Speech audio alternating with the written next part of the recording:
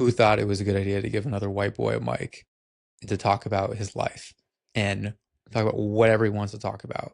So this is going to be an interesting journey for me.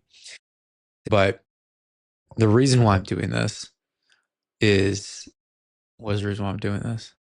The reason why I'm doing this is I've been in the content game for years and I got to 50,000 followers beforehand, hated what I was doing because it wasn't for the right reason. I was not being authentic to myself. And I was making all this content that was working, it was successful, but I wasn't doing it authentically and I was doing it for the vanity metrics and the numbers. And it became incredibly just dissatisfying.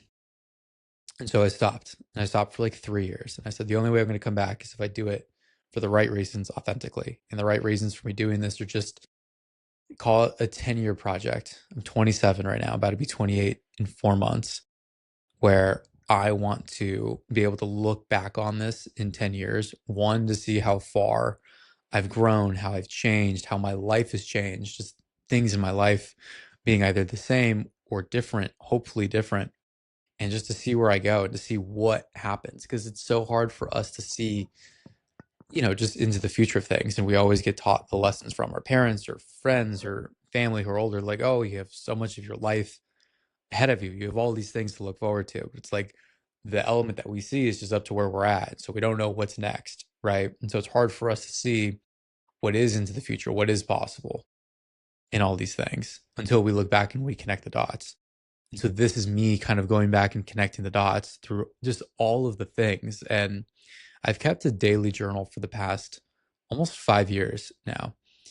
And it's been great. And it's cool to see it and read it every once in a while. But I was like, it'd also be really cool to do this publicly and see whatever happens with my life, of posting content. And again, having no attachment to that outcome of like, oh, like I'm going to be this, I'm going to be that, and it's going to produce this and it's going to do this. No, just very calm and chill of just if nothing comes out of this, that's also great because now I have a 10-year diary, a video log that I can go back and I can watch, or I can show my kids one day, or I can show my wife just to see where I was in 2026 at 27 and where I'll be in 2036 at 37. So this is more of just one of those things I can look back on 10 years from now to really see where I've come in that time and where I'm going, where I'm at. And yeah, that's why I decided to do this. And I'm still really working out the kinks of where to put my face in this whole thing, where to look, where to do the whole thing. I don't know what I'm doing. And I probably won't know for a while. That's fine. But I really, really like this format a lot more. I did not like being and doing the short form content. It's just not who I am. I don't like doing the clips and like I can do it. And when I started coming back into content, I was like, oh, this is what I need to do again, but do it from a very authentic standpoint, which is fine. When I started doing it again, I still felt rushed. I was like, the tonality and the pacing, that's not who I am. That's not what I do. This is who I am. This is what I do. I like to talk what seems to be one on one, very in depth with people, but then also at my cadence and at my speed. And I can ramble and I can go off topic and I can come back and I can do all that because that's authentically who I am. And I can't really do that on social, or it's not even acceptable to do it on social, right? Um, Especially like the whole day and age now of like value-based content, I think is starting to die out of value-based content. The thing that I got sucked into when I was first making content of like, here's the 5 reasons why of blah, blah, blah. It sounds like a listicle article. And I think everyone's so tired of getting advice from other people on their platforms that they don't even know who they are or if it's even real advice. And I think people are really craving the in-depth authenticity and hearing other people around the same age, demographic, or just the same things that have happened to them in the past, just talk about their life, what they're doing, how they're overcoming things, like whether it's personal or relationships or work or just anything, any one of the categories of life. And I feel like that's where I'm making a bet of like that's where a lot of content is going to end up being in. It's going from this like value-based format to more of this interest-based format, but more of an interest-based from the lens of it being not like a person, but more multiple people talking about their own stories, their own topics, their own trials and tribulations, and people getting to see it from a lot of people instead of following one person, which is why I feel like the algorithms now, someone could have 10 million followers and they get 4,000 views on a video.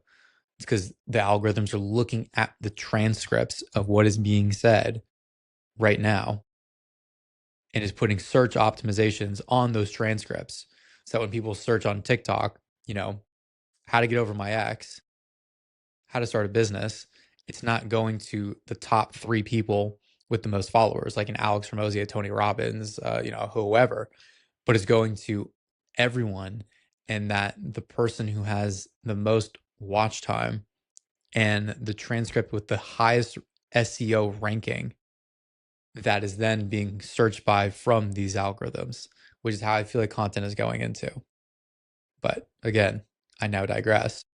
I'm just so tired, sick and tired of conforming to the social norms of how to watch content, how to embrace content. I'm just like, I'm going to go full long form. I'm going to use Riverside FM, which I've known about for years. When I was building a company, I got interviewed on the software. It's awesome to clip things for me that I can still post on social. But the language and the tonality of everything stays the same.